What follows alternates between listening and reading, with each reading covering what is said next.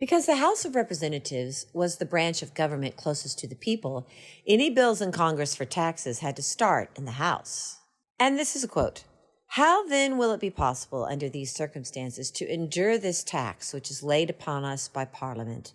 Add to this that it will drain the province of the little cash left among us, which at present barely serves for a medium of trade. And if you should be active in bringing this tax upon yourselves, add it will inevitably destroy our constitutional privileges. So it will perpetuate the latest posterity, a most despicable opinion of the civil principles of their ancestors.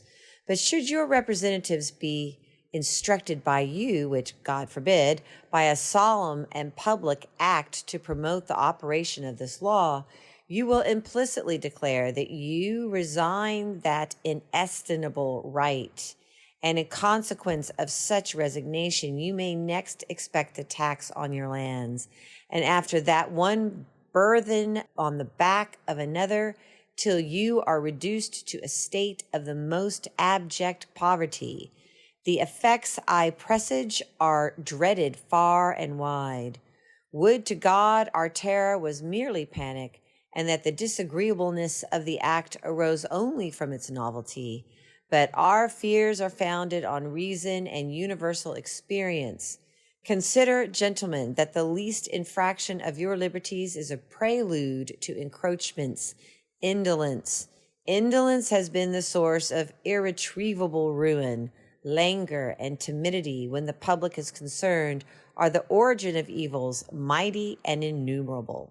End quote. And that was a letter authored using the initials WB, quote, to the inhabitants of the province of Massachusetts Bay, end quote, concerning the Stamp Act. And it appeared in the Boston Gazette and the Country Journal, October 7th, 1765. In 1765, the Stamp Act ignited a storm of protest and led to a series of events that sparked a revolution of the American colonies against Great Britain. The dreaded act was a British tax on colonial stamps on newspapers, legal documents, and playing cards, among other items. The taxes provoked a strong reaction against the colonists, who raised cries that they were being taxed without representation in Parliament. The colonists resorted to several different forms of protest to the taxes. At first, they petitioned the king and Parliament, claiming their constitutional liberties as Englishmen and their natural rights. Soon after learning of the impending taxes in December 1764, the Virginia House of Burgesses was the first to level a protest and sent a petition stating that, quote, the people are not subject to any taxes, but such are laid on them by their own consent, end quote. In addition, colonists formed mobs that intimidated and coerced the Stamp Act collectors into not collecting the tax and resigning their offices. Some were threatened with violence and others were burned in effigy, and one was frighteningly burned alive until he relented. Other acts of violence erupted, with Boston mobs tearing down the stamp collector's office and vandalizing and plundering the home of Lieutenant Governor Thomas Hutchinson. The colonists also began to demonstrate a sense of common identity and unity when 9 colonies agreed to meet at the Stamp Act Congress in New York. After their deliberations, the delegates agreed to a Declaration of Rights asserting their fundamental liberties. Foremost among these was the right to not be taxed without their consent. Quote, it is inseparably essential to the freedom of the people and the undoubted right of Englishmen that no taxes be imposed on them, but with their own consent, given personally or by their representatives, end quote. British merchants were devastated financially by the colonial boycotts of British goods. They petitioned the king and Parliament for relief and eventually found it when Parliament revoked the Stamp Act taxes. However, the Parliament also passed the Declaratory Act, which affirmed that principle that the body could legislate and tax the colonist in any case whatsoever. The clashing perspectives of the colonists and the British showed a fundamental disagreement over taxation and the powers of government. The parliamentary assertion of unlimited authority to govern the colonies led to additional attempts to tax the colonist, who predictably stood by the principle of no taxation without consent and resisted the taxes. In 1767, Parliament passed the Townshend Acts, which were a tax on a variety of items, including glass, paint, paper, and tea.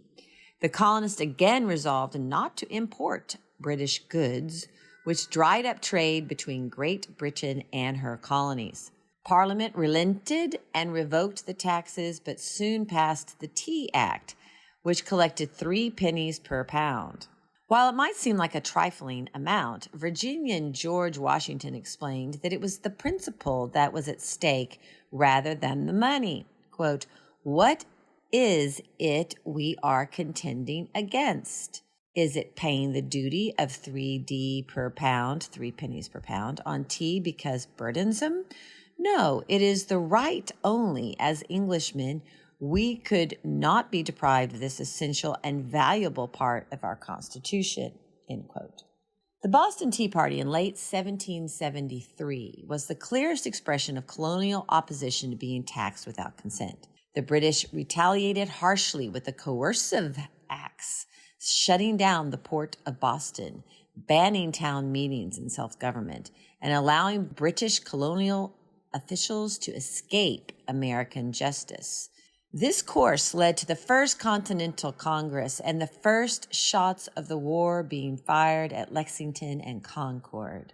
One of the grievances of the Declaration of Independence was, quote, "imposing taxes on us without our consent," end quote.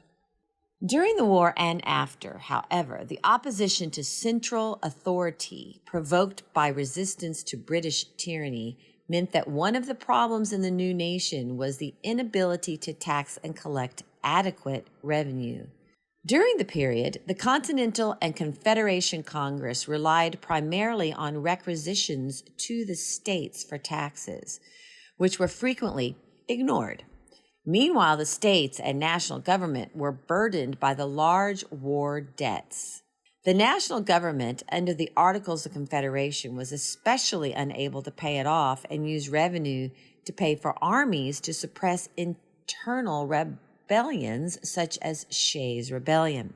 Article 1 of the new United States Constitution empowered the Congress to pass taxes with the consent of the people through their elected representatives.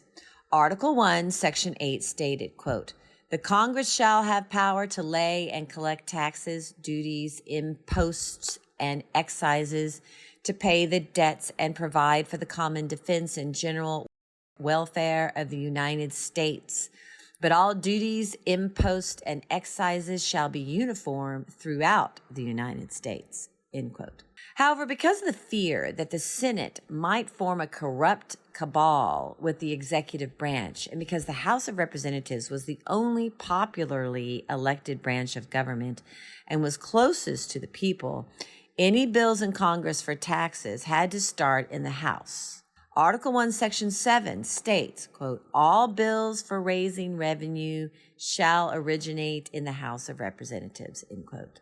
Taxation in the United States was often controversial, from the tariff and protective tariff in the 19th century to the escalating tax rates to fund a growing federal government in the 20th and 21st centuries. The ideals of the American founding continue to shape American concerns and fears of centralized government and taxation. Supreme Court Justice John Marshall asserted in McCulloch versus Maryland in 1819 that, quote, "the power to tax involves the power to destroy," end quote. Americans have believed since the founding that a government that taxes too much destroys liberty. This essay was written by Tony Williams. Tony Williams is a senior fellow at the Bill of Rights Institute and is the author of 6 books, including Washington and Hamilton, The Alliance That Forged America with Stephen Knott. Williams is currently writing a book on the Declaration of Independence. I am Janine Turner, founder of Constituting America. I and Kathy Gillespie, Constituting America's CEO, thank you for joining us for our 13th annual 90-day study. Our annual studies are entitled 90 plus 90 equals 180. History holds the key to the future, because history does hold the key to the future, or as Shakespeare said, the past is prologue. Join us tomorrow right back here. Same bat channel, same bat time for those of you who are as old as I and watched Batman, the TV show. Don't forget to check out our essays on American exceptionalism. It's our study from last year. If you go to the constitutionamerica.org and scroll down, you'll see the studies and you'll see a little red button that says American Exceptionalism Study. Really good, so that we have 90 days of 90 tools in our toolbox so that we can have a really good civil civic conversation about why America is exceptional. Have a great day. We thank Amanda Hughes for championing these wonderful studies and for Bobby Rodriguez for editing these wonderful essays and sending them out there into the universe. Have a wonderful day.